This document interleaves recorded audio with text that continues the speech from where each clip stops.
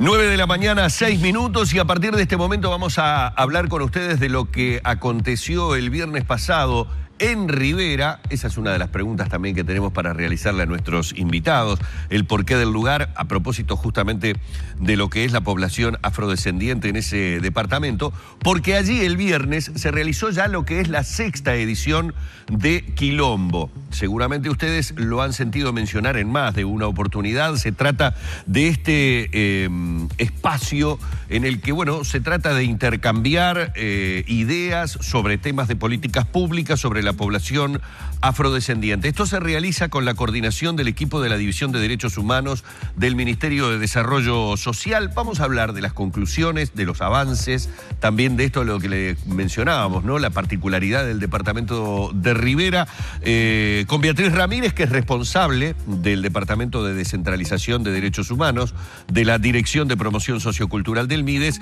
y con nuestro ya conocido Federico Graña, por lo menos conocido para aquí para arriba, gente, lo hemos tenido en más de una oportunidad, titular de la dirección. Beatriz, Fede, bienvenidos, ¿qué tal? ¿Cómo les va? Bien. Buenos días. Bueno, lo primero que tendríamos que preguntar, digo, para contextualizar un poco, con respecto al tema de la población afrodescendiente, la elección de Rivera tiene que ver con el importante porcentaje que se tiene de población afrodescendiente en ese departamento, ¿no? Sí, eso fue uno de los motivos, perdón, fue uno de los motivos por los cuales entendimos que era importante dirigirnos, primero porque hay un espíritu desde el MIDES de trabajar de forma descentralizada desde su inicio, pero porque Rivera, bueno, tiene una población de un 26% de personas afrodescendientes en ese departamento, una alta concentración de personas con situaciones fuertes de desigualdad, bueno, de dificultades en accesos a bienes y servicios. Porque además Rivera tiene características de frontera, que eso también es un elemento no menor a la hora de pensar en una política binacional, y donde hay un intercambio, donde la línea, digamos, como así se denomina en el departamento, la frontera es como concebida más desde la dimensión política, pero para las personas el tránsito es como común, como diario, como de mucha vinculación. Y porque Rivera es el segundo departamento después de Montevideo que ha tenido históricamente un proceso organizativo en los últimos 20 años muy importante, muy potente.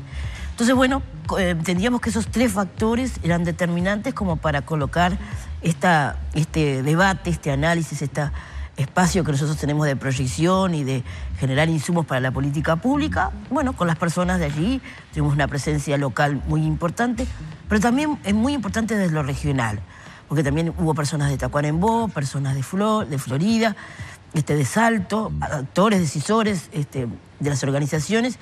Bueno, y fue como una movida muy importante que tuvo como ese enfoque local, pero también regional. Federico, ¿cuál es la dinámica que tienen estos encuentros?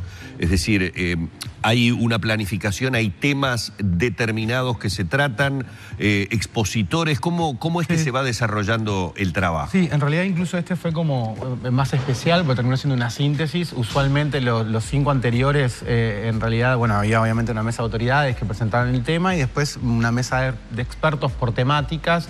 Bueno, cada uno de los anteriores fue sobre, por ejemplo, salud, trabajo, educación, acciones afirmativas. Y se le pedía a las autoridades, se le da 2 minutos a las autoridades para responder, nada más.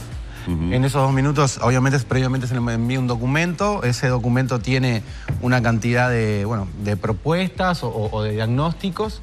Y a partir de esos 2 minutos, bueno, ¿qué ideas tiene para modificar alguna parte de esos diagnósticos? Esa es la dinámica habitual. Esta vez lo que hicimos fue 3 mesas paralelas, porque bueno, ya hay un acumulado grande después en esta 6ª edición, tanto de diagnósticos como de propuestas, o por ejemplo lo que es la ley de acciones afirmativas, también fue parte de este debate. Obviamente es algo que encabezó el movimiento social afro, pero bueno, estuvo en la parte del debate del seminario. Pero en realidad lo que hicimos, bueno, fue eso, dividimos en 3, una específicamente sobre lo que tiene que ver la gestión en el territorio, o sea, la regionalidad y cómo bajar la política pública a esa región, donde, bueno, hubieron autoridades locales y obviamente nacionales discutiendo el tema. Otra sobre cuáles son las acciones que tenemos que hacer específicamente en política pública, pensando más en lo focalizado, por decirlo de una manera, ¿no? ¿Qué podríamos hacer directamente para personas afrodescendientes? Y la tercera, que era una vinculada, bueno, responsabilidad social empresarial, donde tuvimos la mala noticia que, bueno, los empresarios que habían confirmado que iban a estar, no asistió ninguno. ¿No?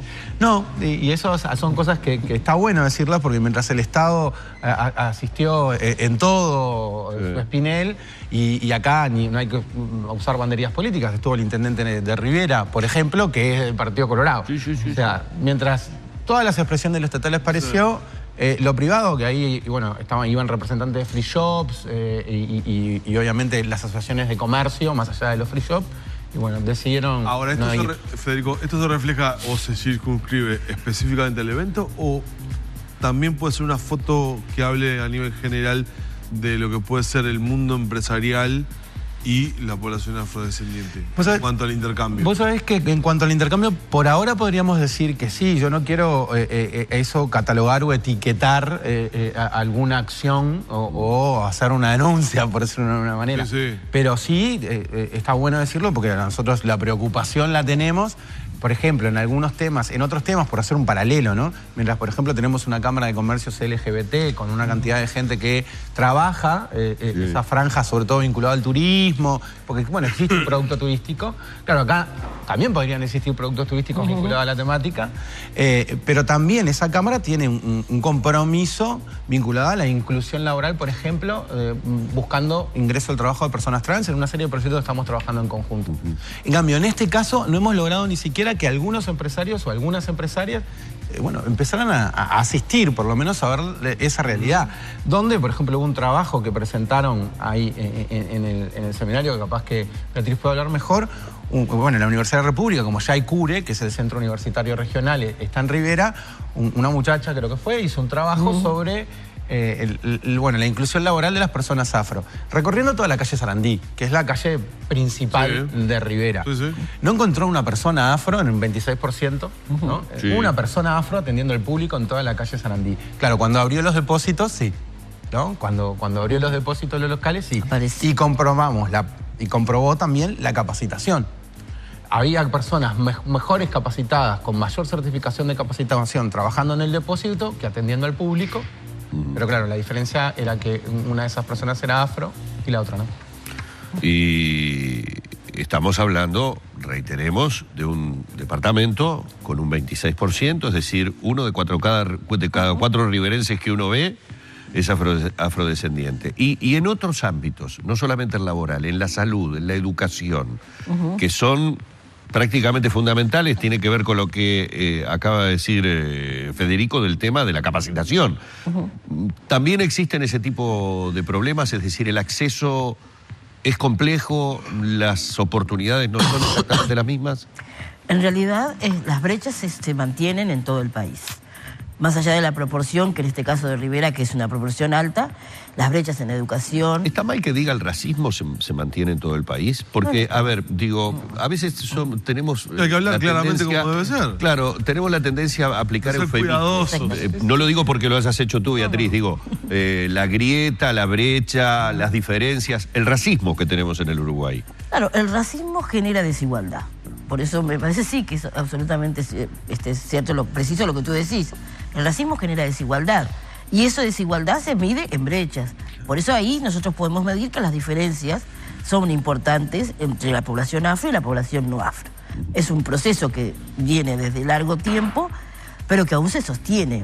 Y nosotros podríamos decir, y salió en alguna de las mesas un planteo muy concreto de que la población es el núcleo duro de la pobreza. Si bien Uruguay ha tenido un avance muy importante en términos de abatimiento de pobreza, la población afro sigue manteniéndose en ese núcleo duro. En algunas expresiones de que en realidad se plantea de que la población afrodescendiente está en un momento de emergencia, porque todavía su situación en términos de pobreza y desigualdad sigue siendo grave, pese a algunos avances en términos de políticas públicas, de corte indirecto, como sistema FONASA, como otros. Claro, Beatriz, pero si al más capacitado lo ponemos en el depósito, en vez de poner la atención al público, hay una decisión que es de la va a ser difícil poder revertirlo. Por eso mismo yo creo que eso es lo que nosotros queremos poner en discusión. Por suerte aparecen estas investigaciones que ayudan a poner sobre la mesa los datos de la realidad, más allá de los datos empíricos que ya se tienen acumulados, y que esto habla también de la historia del Uruguay. Por primera vez nosotros pudimos empezar a pensar y a ver esta diferencia real, más allá del relato. Cuando digo real, la vida de la gente es real, ¿no? Sí. Pero en el discurso del Uruguay históricamente ha sido de que acá nadie discrimina, somos claro. Igualitarios, somos una sociedad maravillosa. Maravillosa. Recién en el 2010, en realidad cuando se logra en el 2010 que en el censo del 2011 esté esta variable, ¿no? Y aparezca que se le pregunta a la gente, bueno, ¿usted de dónde cree que es su ascendencia racial? ¿De dónde cree que usted desciende? ¿De una persona afro, una persona blanca? ¿No? Ahí nos permitió ver los números. Y los números te lo ubica claramente, ¿no? Y ahí es cuando recién vos podés ver con números también que es ese racismo del que estábamos hablando, cómo está estructurado en la sociedad. Y creo que lo que tenemos que, bueno, yo trato de hablarlo, uno aprende mucho también con la cercanía con las organizaciones afro, es un tema que he aprendido y estoy aprendiendo en este proceso de la gestión. Creo que el primer paso es asumirlo, ¿no? Y asumir, sobre todo las personas blancas, no afro, que somos responsables y que fueron nuestros ancestros los que pusieron en ciertas condiciones estas situaciones, ¿no? Porque hasta el mismo hecho de lo que fue la abolición de la esclavitud en el Uruguay, que en el momento en que se hace la abolición, en vez de reparar a la víctima, o sea, aquella persona que fue esclavizada, a quien se reparó fue el esclavista, ¿no? ¿Por qué? Porque en realidad lo que se reparó fue a un modo de producción. O sea, como vos ya no vas a tener a este que te trabajaba gratis, yo te tengo que dar un poquito de plata y te compenso. Y además, la salida fue los hombres al ejército, a la guerra civil, que estábamos en plena guerra civil, ¿no? La famosa guerra grande, y las mujeres de pupilas de las amas, ¿no? O sea, tampoco fue un proceso que igual alguien pueda sentirse... Igualitario. Claro, totalmente orgulloso. Entonces, poner arriba de la mesa explica también cómo todavía en algunas localidades, y no solo el interior, capaz que a veces en el interior se ve más por la lejanía, por el no acceso a la información, porque ciertas prácticas vinculadas al trabajo rural, a ver, lo hablaban claramente. Porcentaje de trabajo, peón. Bueno, si a los peones tuvimos que esperar 100 y pico de años para que una ley de 8 horas y para poder controlarla, bueno, en el caso de la población afro es doble el tema, ¿no? Porque viene desde aquel periodo mal resuelto, históricamente, digo, más allá de quién gobernaba, hasta más de hace 100 años, ¿no? En realidad tiene que ver con ese proceso. Ni que hablar que las cosas, para comenzar a solucionarlas, primero pasan por detectarlas y asumirlas. Lo que a uno le genera o le rechina fundamentalmente es que tengo el más absoluto convencimiento por los años que tengo de contacto con el público, con la gente, con lo que podríamos llamar pueblo, que somos profundos admiradores de nuestros artistas, de nuestros deportistas, de la cultura desde todo punto de vista, musical, de danza, ancestral, que forma parte de la identidad uruguaya. Yo creo que no hay absolutamente nadie que no adore al Negro Rada. Yo creo que no hay absolutamente nadie que no te hable de las características maravillosas de determinados deportistas que nos han dado. Y daría la sensación que en determinados estratos sociales esto no es así. Es decir, no sé si existirán o no los estudios, pero parecería ser que quienes tienen la posición o el poder de brindar el trabajo que se debe brindar, que es por allí por donde pasa el tema, más que por los que sentimos la gente común, que seguimos teniendo un relacionamiento verdaderamente igualitario. Yo lo siento así en manifestaciones populares en donde veo que la gente realmente admira, idolatra. No veo esa diferencia que, bueno, se refleja en esto que ustedes nos acaban de decir.